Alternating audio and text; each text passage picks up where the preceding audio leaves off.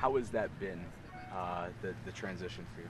Well, it was, Coach Sugars was great, and he's been along still this spring and summer helping out. So it's went fairly smoothly, and being on the staff last year with him, I think it's went as good as you could expect. But it's pretty big shoes to fill. I mean, he's a pretty big name in Mount Union, and he's done a lot of great things. So hopefully we can kind of live up to maybe half of it. Not just big shoes to fill, but a big generational gap in terms of coaching. How are you different in your coaching style than he is?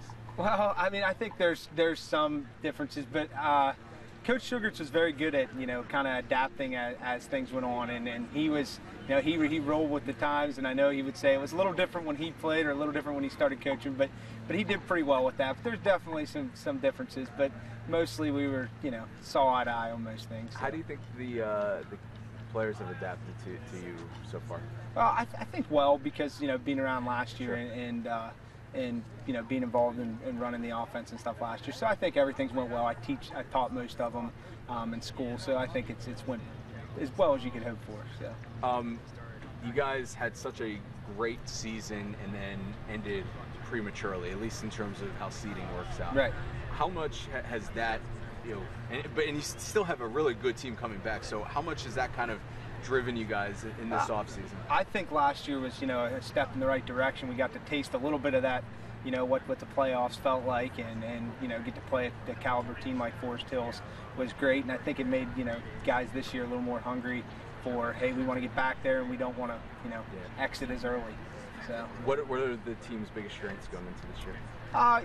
We return a lot of skilled guys, especially wide receiver spots, quarterbacks back.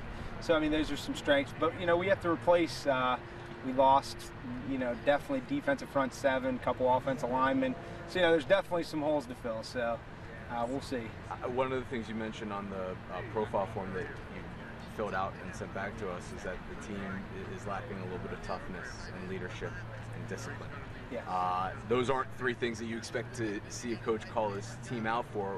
Why is that? Well, I just think we were a little disappointed, like with our off-season weight program and things like that. We really tried to get rolling, and it would do well for a period of time, and then it kind of, we would not get as many kids as we were hoping for, and I thought that's where we wanted some of our seniors to kind of step up and take a little bit, and I think it's it's a work in progress, but they really were going to be on them really of taking some leadership and being accountable for the whole team, and I think that's from being a junior to senior. Last year we had 14 seniors that were kind of leading them, and now they need to take that step. So that's kind of why we were saying that's something we want to get better at. So with the success from last year, a solid team coming back, but take into account maybe a little bit of disappointment with the way the offseason has gone so far, what do you expect out of your team this year in terms of that taking that next step? Oh, I mean, I expect we should be competitive if we stay healthy and